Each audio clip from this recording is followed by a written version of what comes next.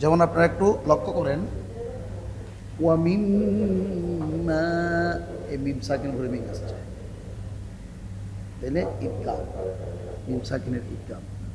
রাযাকনাহুম Yoon, হুম Yoon, এখানে ওমিম এভাবে ধরে রাখতে হবে। ওমিম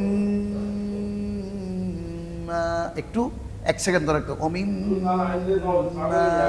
মিম সাকিনের মিম আসছে, তাহলে এরপরে রাযাকনাহুম ইউন, এই মিম সাকিনের পরে ই আসছে এজাহার।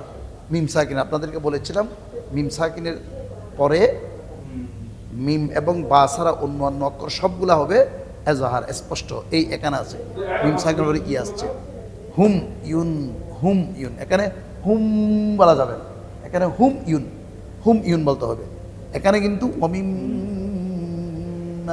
এভাবে বলতে হবে, আর এখানে হুম ইউন, ফিউন, এগুলা হচ্ছে আমাদের ওই একফার কায়দা। যেমন এখানে নুন সাকিনের ফার্স্ট ইখফা, ইউনফিকুন, এভাবে।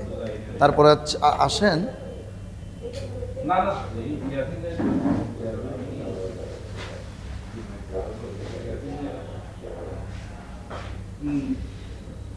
মিম সাকিনের,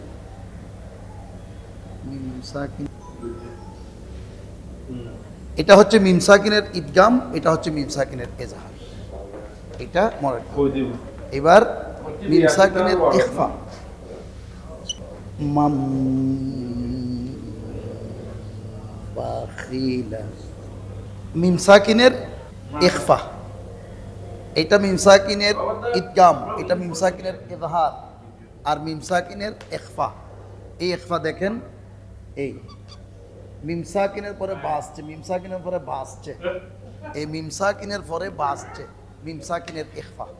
যেমন মাম বাখিলা, মাম বাখিলা, এইভাবে আমরা পড়ার সময় একটু খেয়াল রাখতে হবে, তখন আমাদের তেলাওয়াতটা সহি হবে। আজকে আমাদের মিম সাকিনের কায়দা আমরা শেষ করেছি।